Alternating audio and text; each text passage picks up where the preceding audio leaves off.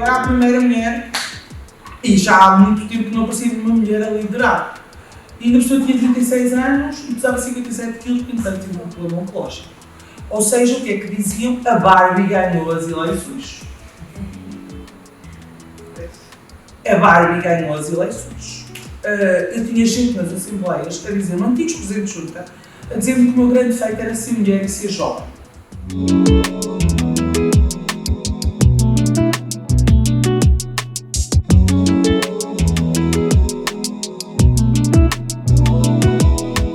Então, sou o Ari Moroa, tenho 28 anos e estou neste momento a acabar o mestrado em cinema e trabalho em cinema. Eu sou a Diana, tenho 24 anos e estou neste momento na universidade a tirar o mestrado em Biomedicina Molecular. O meu nome é Marta Moraes Miranda e o filme que está a passar no Porto de Fama é Casa Imaginada. Sou a Ana Rita, tenho 23 anos e neste momento estou desempregada, mas é porque estou à procura de encontrar aquilo que eu quero realmente fazer. Eu sou a Irina Oliveira e o meu filme é O Olho Vento. Sou a Camila Castro, tenho 21 anos e estou a tirar o mestrado em Biomedicina Molecular aqui em Aveiro. Eu sou o Diogo, tenho 23 anos e sou estudante de mestrado.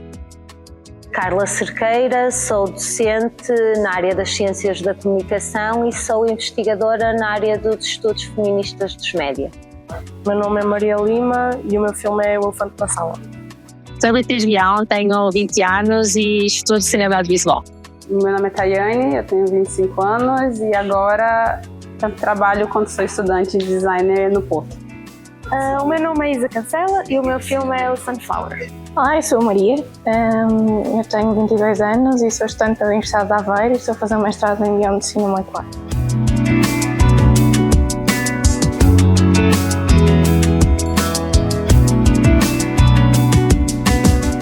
Eu penso que as universidades, como parte também integrante daquilo que é a sociedade, elas têm feito aqui um caminho e reconhece que há aqui uma evolução, nomeadamente no que diz respeito à investigação. Já podemos dizer que, por exemplo, temos aqui áreas consolidadas em termos científicos de investigação nos domínios da igualdade e da diversidade. Muitas vezes elas estão integradas noutras áreas disciplinares, mas até as universidades já têm campos específicos, já é reconhecido isso. Têm também depois políticas nesse sentido, nomeadamente os planos de igualdade de género. Depois as designações elas vão variando, mas muitas vezes o que eu acho é que a evolução que tem sido feita por parte das instituições, ela também decorre muito daquilo que são políticas públicas internacionais e que depois vão ser incorporadas também pelas várias esferas nacionais, e esta é uma que tem sido no fundo central nos últimos anos e que decorre também dos próprios movimentos sociais, da investigação, e que depois vai ter alguma repercussão naquilo que também podem ser conteúdos letivos que não são explícitos, mas que vamos incorporando em diferentes áreas disciplinares. Eu acho que é definitivamente um problema de pessoas no poder de decisão, ou seja, quem tem esse poder, maioritariamente que foi criado sobre esses estándares e às vezes é algo inconsciente. E acho que realmente é um ponto muito importante e muitas vezes acabamos por ser prejudicadas, porque sim, há muitas mulheres, sim, é uma área de mulheres, mas grande parte dos cargos importantes, com poder de decisão, são ocupados por homens. Está a ser de facto um caminho muito duro, sendo que se nós estudarmos as autarquias a nível nacional, e eu falo com alguma propriedade bastante, porque faço parte dos órgãos nacionais da Associação Nacional de Freguesias, nós percebemos que no pós-25 de Abril há muitas mulheres a assumir presidências de câmaras, de juntas. Por exemplo, esta região tivemos uma mulher presidente de câmara, tivemos aqui nas Gafenhas mulheres presidentes de junta, e depois esta liberdade que existiu perdeu-se de repente. Temos ali um vazio na década de 2000, 2010, em que, portanto, temos ali um pós-25 de Abril, nos primeiros anos do poder local, em que temos muitas mulheres a assumir o poder local, muitas, isto é, comparativamente com hoje. Relembro que Aveiro nunca teve uma mulher Presidente de Câmara, Quilha nunca teve uma mulher Presidente de Câmara, Vagos nunca teve uma mulher Presidente de Câmara, Mortosa nunca teve uma mulher Presidente de Câmara, Albergaria nunca teve uma mulher Presidente de Câmara, Severo de Boga nunca teve uma mulher Presidente de Câmara. Por exemplo, no distrito de Aveiro, Se não me falha a memória, tivemos Tarreja, que já esteve, e tivemos a Nadia, que tem. Portanto, isto é grave, isto é sem dúvida grave. E temos Aroca. Isto é sem dúvida grave. Num distrito, que é um distrito da Litoral, como a Universidade, que é das universidades mais importantes do nosso país, e num distrito que se quer pioneiro, que se quer jovem, que se quer todo ele Europa, quer dizer, basta olharmos para as cúpulas da decisão. Eu penso que ainda existe algum trabalho a fazer, principalmente no que toca a determinadas áreas que ainda têm uma hegemonia por parte do género masculino, como por exemplo ciência e tecnologia. Existem ainda áreas que são muito associadas às mulheres. Eu acho que devia haver uma maior generalização ou uma maior transversalidade das áreas no que diz respeito aos géneros e não haver áreas mais associadas a um género ou a outro. Acho que também nas universidades ainda enfrentamos alguns problemas quanto aos alunos não binários. Ainda existem certos docentes que ainda não conseguem lidar muito bem com essas questões e que talvez deveriam ter melhor formação para saber adaptar-se também a esses alunos, que eu acho que é uma das responsabilidades dos docentes. Para além de também nos próprios espaços da universidade ainda não existe uma grande inclusão por parte dos alunos não binários. Por exemplo, no que toca às casas de banho, acho que a inserção das casas de banho mistas seria uma medida fulcral para que existisse uma maior igualdade de género nas universidades, mas ainda existem outros pontos a serem trabalhados e a serem ultrapassados. Na minha opinião, principalmente na minha faculdade, consigo ter uma percepção diferente, não consigo ter uma percepção das outras universidades, mas não acho que tenha evoluído, não acho que tenha algum tipo de diferença. Até mesmo então, o número de professores masculinos e o número de professoras femininas é completamente diferente. Existem muito mais número de homens e também o número de mulheres que existem lá, a maior parte delas estão dentro desta sociedade que nem sequer percebem que são muito oprimidas. Por isso, acho que não tem evoluído. Acho que com o passar dos anos as universidades têm sido um ponto importante para haver cada vez mais igualdade de género. No entanto, também acho que têm feito esse processo um bocadinho lento, porque ainda há muita desigualdade de género dentro da universidade e dentro das coisas que a universidade promove, como semanas académicas, festas de núcleos e departamentos. Por isso acho que tem tido um papel importante, mas que podia ser feito de melhor forma ainda. Acho que afeta em absolutamente tudo, em qualquer decisão possível a ser tomada, tanto na universidade quanto no âmbito de trabalho. Acho que agora eu estou mais focada no âmbito de trabalho, então é aquele âmbito que é completamente dominado por homens e não adianta correr. O design, agora eu tenho mais propriedade para falar sobre design, mas mesmo assim, por mais que seja um cenário que a gente sabe que tem muitos jovens e etc., os homens acabam sendo sempre chamados para sempre. É esse cenário ainda e pronto, infelizmente é um cenário que vai continuar. Então, no mercado de trabalho é o que eu mais sinto e pronto, afeta demasiado. Sinto que é muito complicado divulgar e em termos de apoios financeiros é um bocadinho complicado tê-los e ganhar visibilidade. Então acho que é sempre importante ter estes eventos só para mulheres que dão mais oportunidades para pessoas que estão a começar. Por exemplo, na minha área, eu acho que é uma área que felizmente nós temos muitas mulheres, há uma grande maioria de mulheres na área, apesar das chefias ainda ser em certos estabelecimentos de homens, mas temos uma elevada quantidade de mulheres na área e acho que portanto, parece-me que nós já encontramos muitas e muitos mais estudantes que estão sensibilizados com estas questões e que falam delas e que as incorporam nos debates sobre os mais variados temas. Ao mesmo tempo, também acho que vivemos um momento que é um momento de alguma polarização de discursos, e se nós vemos que há uma esfera que já está mais consciencializada, que já não aceita, por exemplo, determinado tipo de desigualdades e discriminações baseadas no género e noutras pertenças identitárias, nós também vemos que no próprio contexto da sala de aula muitas vezes e da academia de forma mais geral há um ressurgimento de algum conservadorismo e se calhar de muitas pessoas poderem voltar aqui a determinadas desigualdades que nós já pensávamos que estavam resolvidas. O pior mal é nós esquecermos Basta vermos o que vivemos atualmente na nossa democracia. Quando algo se torna muito adquirido e muito por certo, é quando a colocamos em causa. Porque a partir do momento em que eu tenho algo que é um dado adquirido, isso até acontece na nossa vida pessoal, a partir do momento em que temos alguém por certo, é quando desleixamos. E, portanto, nem que seja para pensarmos, não, isto é certo hoje, sermos tratadas de igual, ou pelo menos estamos a caminhar para ser tratadas de igual. Mas ainda há bem pouco atrás, ainda há pessoas vivas para quem isso não foi certo. E, portanto, é esse caminho que ainda temos a percorrer. O que é que as universidades podem fazer? A mim parece-me que, e eu sou muito apologista disso, nós temos sempre de trabalhar a parte da consciencialização, mas de forma mais generalizada. Temos de trabalhar a comunidade escolar e acho que temos de trabalhar aqui também com docentes, com pessoas que trabalham nas várias esferas da própria academia, e depois estas pessoas é que muitas vezes também vão ter esse papel de contacto com estudantes. No contexto da sala de aula, eu acho que podemos fazer imenso a esse nível. Acho que temos também o dever de trazer de forma transversal todas estas dimensões de género e diversidade naquilo que são os mais variados currículos.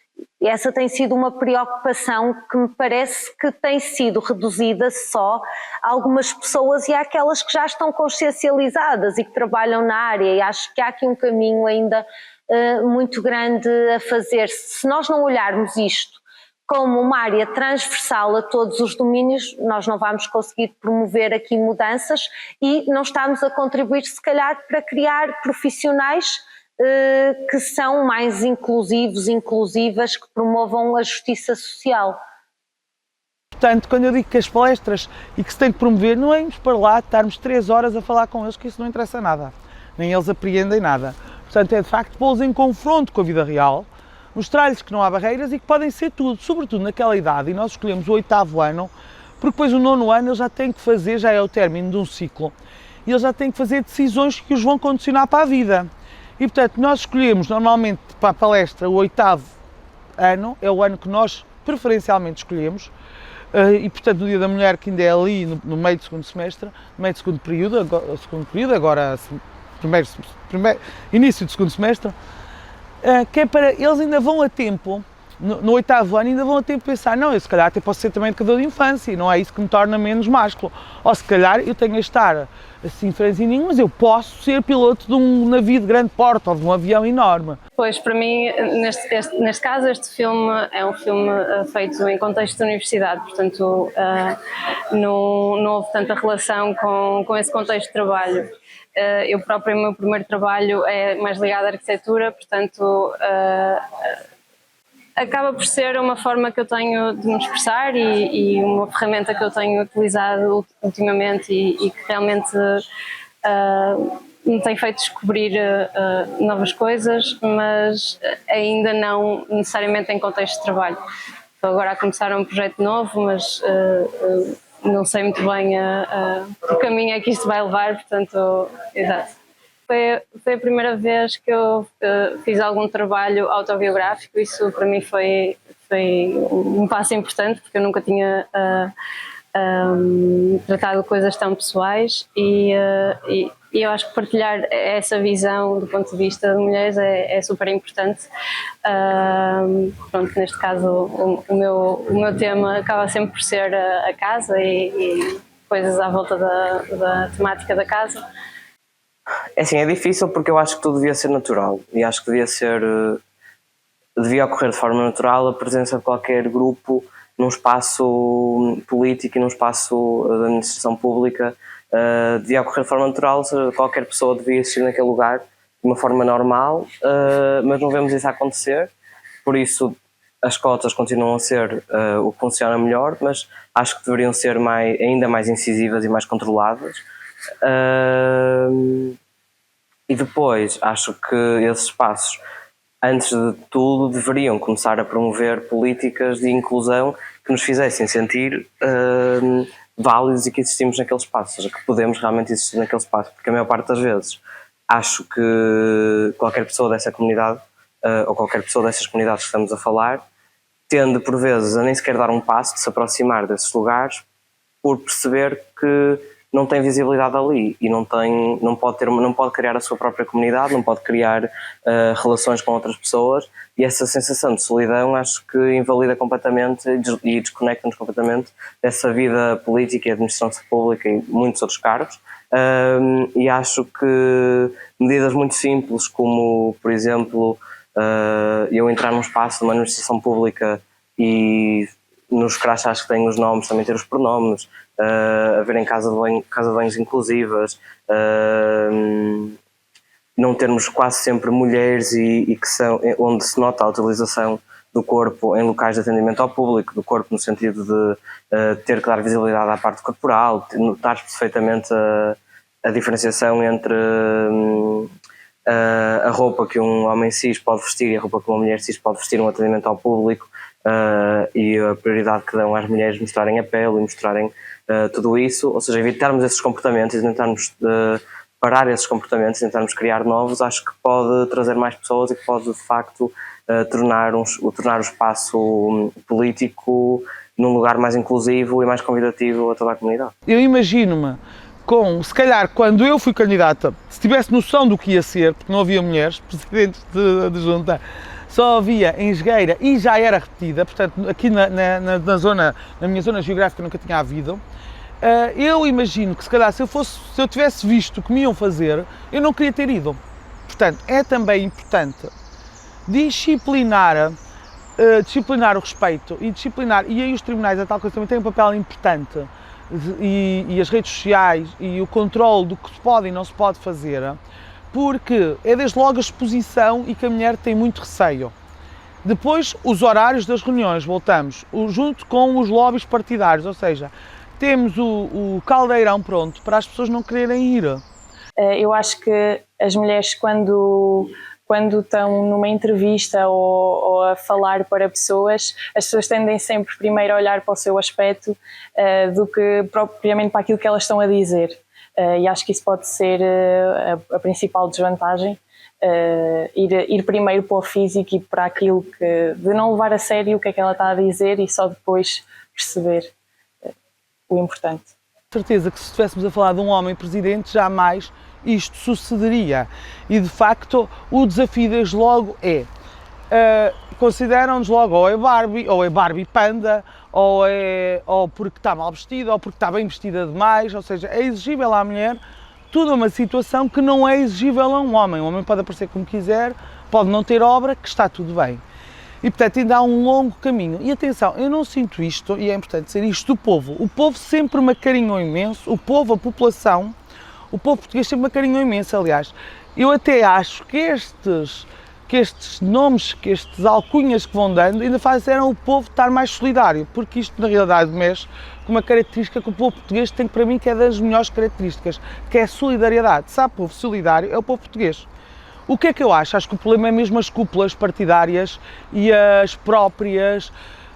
os próprios lobbies políticos, porque de facto, e isso há estudos, não sou eu que digo, há um estudo até da Universidade de Lisboa, que um dos grandes problemas da nossa paridade evoluir é, desde logo, os horários das reuniões, as horas em que as reuniões são marcadas para homens e de acordo com horários de homens.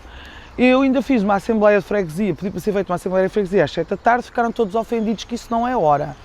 Pois não é hora para quem tem tudo pronto em casa. Agora, para a maioria das mulheres, e que muitas vezes estão sozinhas com os filhos, porque o divórcio muitas vezes ocorre com a mãe e com os filhos, não é só com a mãe, é óbvio que uma Assembleia às 7 da tarde ou às 6 da tarde é muito melhor que uma Assembleia às 9 da noite, em que ainda está a deitar os filhos e ainda está num processo muito caseiro.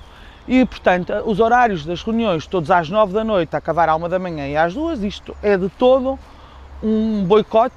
E atenção, não é só às mulheres, é a todas as pessoas que privilegiem a família. E, portanto, isto era uma coisa que eu acho que devíamos procurar legislar. Eu acho que, obviamente, ao longo dos anos teve uma mudança muito grande, é claro. Não vou comparar a minha realidade agora com a dos meus avós, por exemplo, em relação a gênero.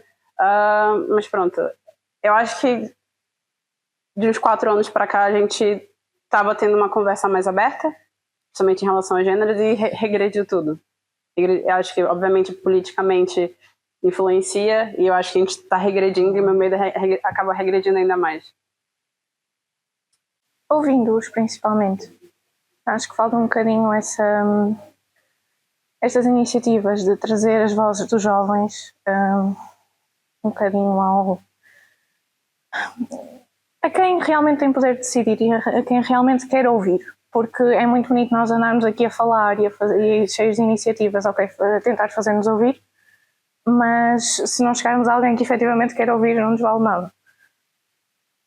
Assim, estas falhas têm que ser mostradas para conseguirmos arranjar soluções para elas. Então é um bocadinho por aí que eu estou a pensar que isso pode ser um meio, sim. E o cinema, claro, é uma arte que pode mostrar isso tudo. Eu penso que, no que toca à igualdade de género nas instituições de ensino, acho que comparativamente há 50 anos atrás as mulheres não tinham essa acessibilidade para conseguirem alcançar o ensino superior. Hoje em dia, segundo as estatísticas, as mulheres até são mais diplomadas e têm maior presença nas instituições de ensino do que propriamente o género masculino. Eu acho que isso é muito vantajoso porque nota-se uma grande evolução nesse aspecto, né, na valorização da mulher. Contudo, acho que ainda neste tópico poderia existir mais apoios ao ensino e à acessibilidade do ensino para com as mulheres, como por exemplo a questão parental, horários mais flexíveis, políticas que apoiem a parentalidade ao mesmo tempo que a mulher consegue seguir a sua carreira, consegue seguir os seus estudos. Acho que isso é uma causa que ainda não está muito bem integrada na política de educação em Portugal. E para além disso, também, obviamente, a questão de, como eu já referi, determinados docentes que ainda não conseguem perceber a importância de determinadas causas e que mesmo nas aulas às vezes têm uma postura um bocadinho de silenciar ao invés de debater os tópicos, e acho que isso poderia ajudar a ultrapassar muitas causas que hoje em dia ainda estão presentes na sociedade. As cineastas ainda femininas, mulheres, ainda estão um bocado invisíveis no mundo do cinema e são vistas mais, cada vez menos, mas como se o seu lugar pertencesse mais ao guarda-roupa ou papéis não tão grandes como o realizador. E existe ainda uma perspectiva muito paternalista sobre as mulheres. Sim, parece-me que, por um lado, existirem e já estarem realmente criados na maior parte das universidades os planos de género e diversidade é fundamental, porque nós temos sempre de partir muitas vezes daquilo que são medidas que, embora tenham um caráter mais teórico, mas podem ter uma aplicabilidade. Eu acho que aqui este pode ser um caminho, se calhar temos é trabalhar muito mais na avaliação, na monitorização deste tipo de medidas, que é algo que não tem sido feito no caso português, mas também porque estamos a falar aqui de medidas que são muito recentes. E depois é preciso trabalhar a questão das resistências. Isto ainda é considerado um tema que não é prioritário, e às vezes fala-se muito destas questões, mas a partir de uma linha em que existe uma ilusão de igualdade, porque há mais mulheres no ensino superior, porque elas estão na maior parte dos cursos, porque elas estão na investigação. Isto são não questões e portanto, a partir desse prisma nós temos de tentar desconstruir, se calhar temos de pegar nos estudos, e porque há uma massa crítica já muito grande aqui a este nível, e desconstruir estatísticas que às vezes parece que estão a mostrar-nos que há aqui uma evolução e que há igualdade, mas se calhar não. Se calhar aqui continuam a existir imensas esferas de desigualdade. Acho que este estereótipo faz com que as mulheres tenham que se esforçar mais para serem ouvidas e quererem se mostrar mais e terem que fazer um esforço acrescido e fazer tudo certinho, não podem errar, porque senão vão de encontro àquilo que está estereotipado na cabeça das pessoas de não, é só uma mulher, ela não vai ser capaz de fazer aquilo. Pessoalmente nunca sofri nenhuma discriminação de género, mas, como eu disse, tipo, nas semanas académicas acho que ainda há muitas mulheres e pessoas não binárias, por exemplo, a sofrer assédios, e isso para mim é discriminação de género, porque nós mulheres sofremos muito nesse setor que os homens não sofrem, e isso podia ser melhorado. Parece-me que no que diz respeito, e se calhar eu centrava aqui em vários pontos, no que diz respeito à investigação, eu acho que já há realmente equipas a fazer uma investigação muito séria dentro deste campo, com aquilo que pode ser um olhar, lentes de género ou lentes feministas sobre os mais variados temas. Mas, ao mesmo tempo, parece-me que ainda não há um reconhecimento, por exemplo, desta área como campo científico, até porque nós vemos que há aqui muitos cortes recentes em termos de financiamentos e o panorama político que estamos a viver se calhar não nos mostra que mostra-nos que os próximos anos também serão difíceis aqui a esse nível, mas aqui eu acho que há já várias conquistas. Temos é de ver o que é que nos espera nos próximos tempos. Acho que na parte dos conteúdos letivos há um caminho muito grande. Temos aqui desafios de incluir estas temáticas nos currículos das várias áreas. Eu não sou favorável a termos uma disciplina específica de questões de género. Acho que temos de incluir de forma obrigatória, mas transversal, nas várias áreas, para não se pensar, então, há aquelas pessoas que só trabalham género e depois há as outras coisas que são as coisas sérias que nós trabalhamos em termos de conteúdo nas aulas e não. Parece-me que isto tem de se mostrar que é uma questão estruturante para qualquer área disciplinar. Depois também há aqui uma série de questões, por exemplo, no recrutamento, na progressão das carreiras nas instituições de ensino superior, que são questões que não têm sido muito abordadas e nós vemos que há aqui desequilíbrios muito grandes a todos os níveis. Uma das questões que eu acho que é recente, mas que está a começar a ser discutida e eu espero que continue na agenda, porque é uma questão central, tem a ver com as formas de violência, e aqui elas são várias, não é? Mas eu falava sobretudo da questão do assédio sexual, mas também moral, porque eu acho que já começámos a discutir felizmente as questões mais voltadas para o assédio sexual e que tem aqui uma dimensão de género importante, mas também há, e nós sabemos que nas instituições que são muito corporativas e que têm lógicas de poder muito hierarquizadas, como é o caso das instituições de ensino superior, as questões de assédio moral, elas estão muitas vezes presentes e precisam de ser mais discutidas e de ser discutidas de forma séria e de levar precisamente à implementação aqui de políticas. Eu acho que este é também um dos grandes desafios que nós temos agora pela frente neste domínio. Acho que de uma forma muito grande e até com um impacto negativo na prospecção de futuro, porque acho que desde cedo percebemos que não podemos, ou podemos, mas não conseguimos imaginar o futuro da mesma forma e não podemos ter as mesmas oportunidades, e isso reflete-se logo numa simples entrevista de emprego, numa simples candidatura, quando percebemos que a pessoa que está do outro lado não é inclusiva, que se uma pessoa da comunidade não tem uma expressão de género igual à cisnormativa, já à partida não vai ser aceito para, por exemplo, um atendimento ao público, porque não querem uma pessoa não normativa. Uma mulher, muitas vezes, uma mulher cis e uma mulher não cis, género, muitas vezes a questão estética também influencia imenso e muitas vezes vê-se refletido os estudos que tiveram e a formação que tiveram a não refletir os cargos que podem assumir, os cargos que podem ter.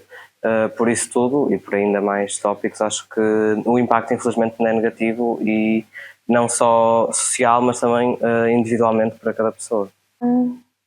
Eu acho que tem tudo a ver um bocadinho com as gerações que hoje em dia gerem essa parte das chefias, que são pessoas que têm mais idade e que, portanto, são ali, têm nos seus 50, 60 anos e que têm uma certa maneira de pensar que lá está, é um bocadinho consciente. Eu acredito que muita gente nem tem essa intuição, mas acabam por deixar de lado aqueles que são mais jovens ou as mulheres ou os homens que sejam mais jovens. O trabalho que nós fizermos agora nos adolescentes é um trabalho que nós não vamos ver já. Mas é um trabalho que daqui a 20, 25 anos, quando eles estiverem nos cargos decisores, quando eles estiverem na sua plena maturidade profissional e pessoal, que é o trabalho que nós vamos ver. Mas de facto ainda temos um grande caminho a andar e preocupa-me muito, já disse isto uma série de vezes, mas porque de facto é uma coisa que me preocupa, que esta geração que devia estar preocupada em ganhar competências esteja tão agarrada à imagem da perfeição. Porque eles de facto estão a dar por adquirido a igualdade dos géneros. Não estão a senti-lo, nós trabalhamos para isso.